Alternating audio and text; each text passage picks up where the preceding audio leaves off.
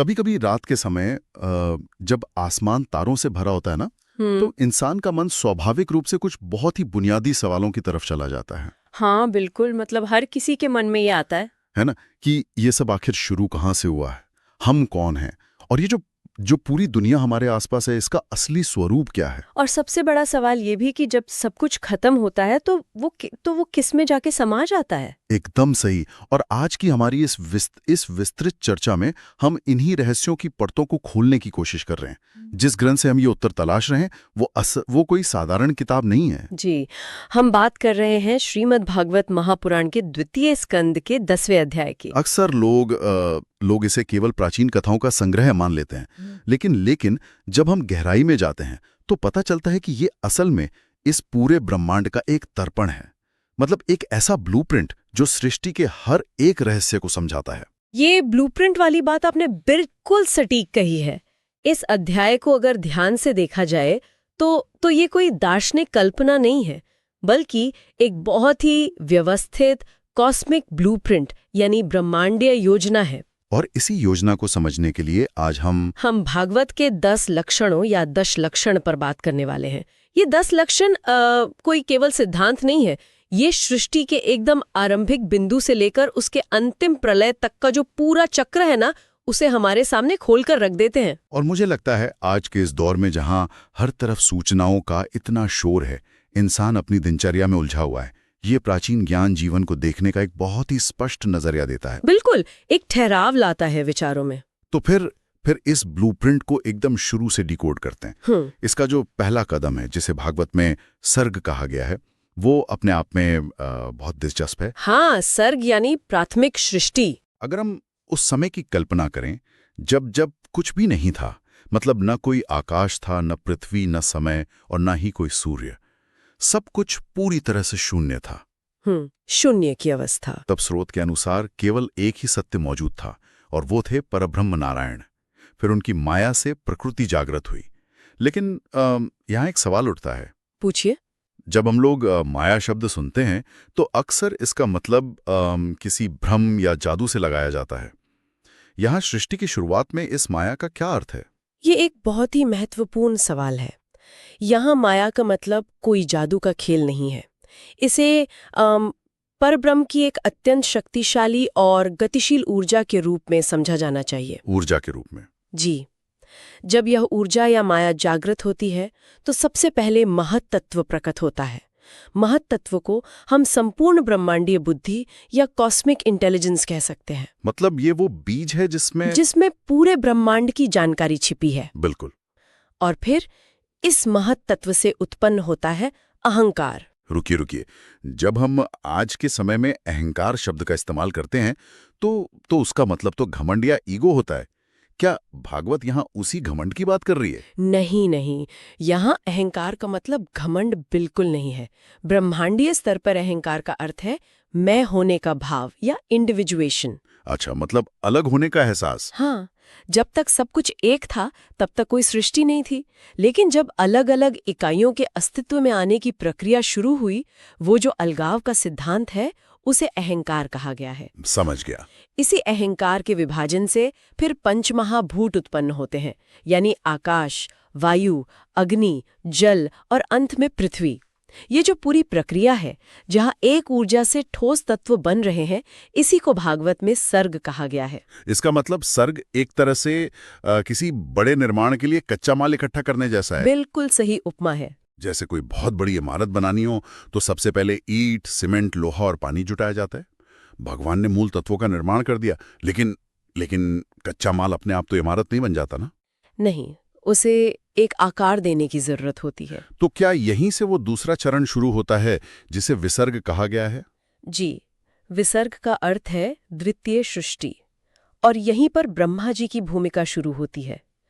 कच्चे माल यानी पंचमहाभूतों का उपयोग करके ब्रह्मा जी देवताओं, मनुष्यों, पशुओं, पक्षियों और वनस्पतियों की रचना करते हैं। पर यहाँ एक बात है। हाँ, यहाँ एक बहुत ही गहरा विश्लेषणात्मक बिंदु समझने वाला है। ब्रह्मा जी इस सृष्टि के स्वतंत्र रचयिता नहीं है। तो क्या ब्रह्मा जी केवल एक एग्जीक्यूटर या निष्पादक की तरह काम कर रहे हैं? हाँ, इसे उसी इमारत वाले उदाहरण से बहुत अच्छे से समझा जा सकता है। जैसे किसी बड़ी इमारत का एक मुख्य आर्किटेक्ट होता है जिसने पूरा डिजाइन अपने दिमाग में बनाया है, और फिर एक इंजीनियर होता है। जो उस डिजाइन को जमीन पर उतारता है। बिल्कुल सही। यहाँ भगवान वो मुख्य आर्किटेक्ट हैं और ब्रह्मा जी वो इंजीनियर हैं जो केवल एक माध्यम या निमित्त मात्र हैं। मतलब वे अपनी मर्जी से कुछ नहीं बना रहे हैं। वे वही बनाते हैं जो भगवान की प्रेरणा से उन्हें बनाने का निर्देश मिलता है। उनकी अपनी कोई स्वतंत्र इच्छा सृष्टि निर्माण में नहीं है। या आर्किटेक्ट और इंजीनियर वाला उदाहरण इस पूरी प्रक्रिया को बहुत स्पष्ट कर देता है। बिल्कुल। अब ईंट गारे से इमारत तो बन गई, यानी सृष्टि अस्तित्व में आ गई। हाँ। लेकिन कोई भी बनी हुई चीज बिना सही रखरखाव के लंबे समय तक नहीं टिक सकती। उसमें टूट फूट होगी, व्यवस्था बिगड़ेगी।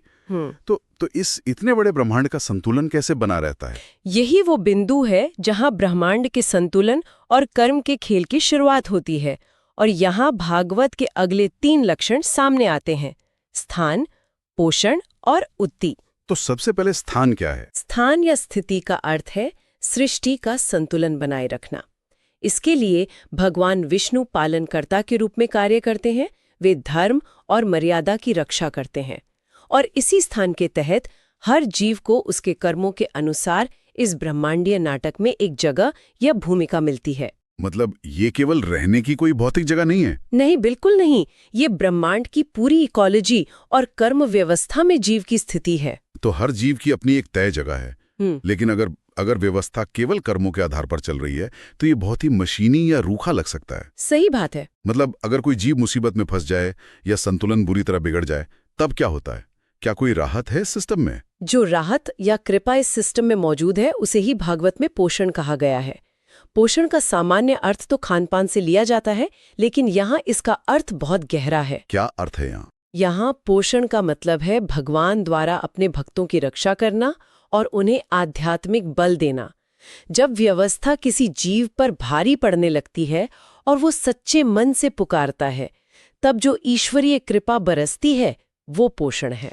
इस पर तो कई प्राचीन कथाएं भी मिलती हैं स्रोत सामग्री में। जी बिल्कुल। जैसे कि भक्त प्रहलाद की रक्षा के लिए भगवान का खंभे से नरसिंह रूप में प्रकट हो जाना, या फिर वो कथा जहाँ गजेंद्र नाम के हाथी को मगरमच्छ से बचाने के लिए भगवान स्वयं दौड़े चले आते हैं। और भरी सभा में द्रौपदी की रक्षा का प्रसंग भी तो इसी का हिस्सा है। हाँ, ये कथाएं दिखाती हैं कि ये ब्रह्मांड केवल कर्म और दंड के कठोर नियमों पर नहीं चल रहा, इसमें करुणा और प्रेम भी है। बिल्कुल। पोषण असल में आत्मा का और विश्वास का पोषण है। लेकिन इस करुणा और कृपा के बावजूद एक बहुत बड़ा सवाल खड़ा होता है। वो क्या? अगर व्यवस्था इतनी सुंदर है और ईश्वर इतना ध्यान रखते हैं, अच्छा, तो जीव बार बार इस संसार के दुखों और संघर्षों में क्यों पड़ता है? वो बार बार जन्म क्यों लेता है? हाँ, ये तो हर कोई सोचता है। इसका उत्तर हमें 5वें लक्षण में मिलता है, जिसे उतूधी कहा गया है। उतूथी, ये शब्द तो थोड़ा नया लगता है। इसका क्या अर्थ है? उतूधी का सीधा संबंध मानव मनोविज्ञान और उसकी इच्छाओं से है। इसे कर्म वासना भी कहा जा सकता है। कर्म वासना? जी।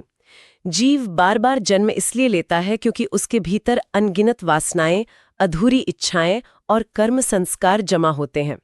ये इच्छाएं एक तरह के गुरुत्वाकर्षण की तरह काम करती हैं, जो आत्मा को खींचती हैं। हाँ, जो आत्मा को बार बार भौतिक शरीर धारण करने पर मजबूर कर देती हैं। ये तो बहुत ही झकझोर देने वाली बात है। अक्सर लोग अपनी बुरी परिस्थितियों के लिए किस्मत को या दूसरों को दोष देते हैं, लेकिन ये उतूथी का सिद्धांत तो ये बता रहा है कि हमारी अपनी ही अधूरी इच्छाएं हमारे अगले जन्म या अगली परिस्थिति का बीज बो रही हैं। बिल्कुल। एक तरह से इंसान अपनी इच्छाओं का कैदी है। यही उती का सबसे गहरा सच है।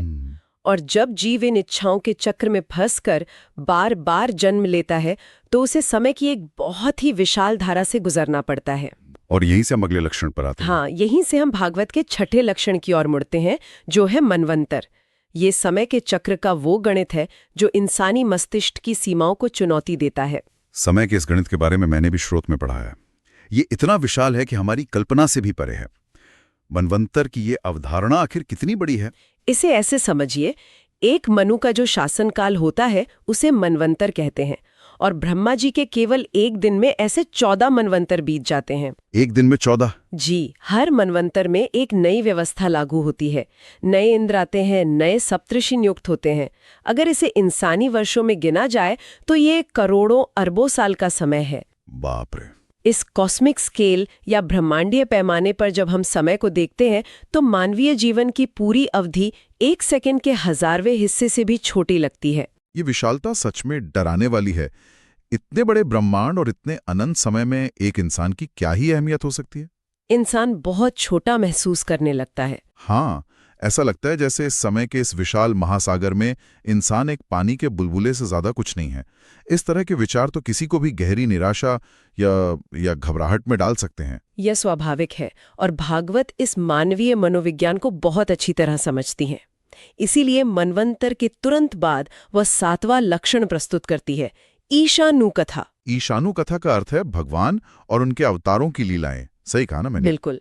जब समय की अनंतता डराने लगती है तब ये कथाएं एक सहारा देती हैं। तो क्या इसका मतलब ये है कि राम, कृष्ण, वामन या नरसिंह जैसे अवतारों की जो कथाएं हैं उनका उद्देश्य केवल मनोरंजन नहीं है? नहीं, उनका उद्देश्य है इस अनंत और डरावने कालचक्र के बीच एक ठहराव देना। जब इंसान इन कथाओं को सुनता है तो उसे महसूस होता है कि वह परम सत्य जो इस पूरे ब्रह्मांड को चला रहा है वह बहुत व्यक्तिगत और प्रेमपूर्ण भी हो सकता है। मतलब वो सिर्फ कोई निर्गुण शक्ति नहीं है। हाँ, ईशानु कथा सुनने से हृदय निर्मल होता है और समय की विशालता से पैदा हुई घबराहट शांत हो जाती है। ये जीव को वापस एक प्रेमपूर्ण संबंध में जोड़ती है। ये संतुलन बहुत ही अद्भुत है। एक तरफ ब्रह्मांड की असीम विशालता और दूसरी तरफ ईश्वर की अत्यंत व्यक्तिगत लीलाएं। सही कहा। तो अब तक हमने सृष्टि के बनने, उसके चलने, जीव की इच्छाओं और समय के चक्र को समझ लिया। लेकिन हर नाटक का एक अंत भी होता है। जी। जब ये पूरा ब्रह्मांडीय चक्र अपनी समाप्ति की ओर बढ़ता है तब क्या होता है? तब शुरुआत होती है 8वें लक्षण की, जिसे निरोध कहा गया है।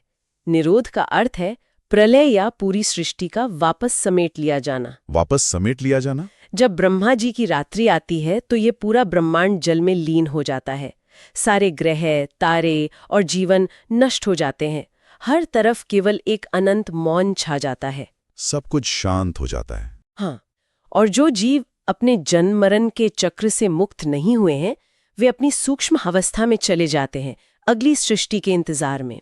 सब कुछ मौन और ये ब्रह्मांडीय विश्राम, ये कल्पना करने में भी कितनी गहरी और रहस्यमयी लगती है। लेकिन क्या कोई ऐसा तरीका है जिससे जीव इस बार बार बनने और मिटने के चक्र से बाहर निकल सके? हाँ, और वही भागवत का 9वां लक्षण है, मुक्ति।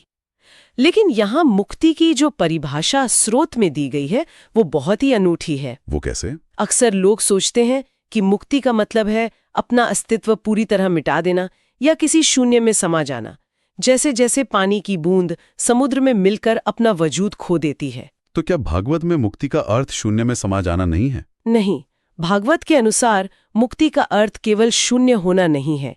इसका असली अर्थ है अपनी अज्ञानता को त्यागना। अज्ञानता कैसी? यह समझना कि मैं यह भौतिक शरीर नहीं हूँ जो बार बार जन्म लेता है और मरता है, बल्कि मैं एक शुद्ध आत्मा हूँ। और सबसे बड़ी बात, मुक्त होने के बाद जीव अपना अस्तित्व नहीं खोता, बल्कि वह भगवान के धाम में उनकी प्रेम पूर्वक सेवा में जुड़ जाता है। अच्छा। यानी मुक्ति किसी चीज का अंत नहीं है, बल्कि एक शाश्वत, सच्चे और प्रेमपूर्ण रिश्ते की शुरुआत है। ये बहुत ही खूबसूरत विचार है।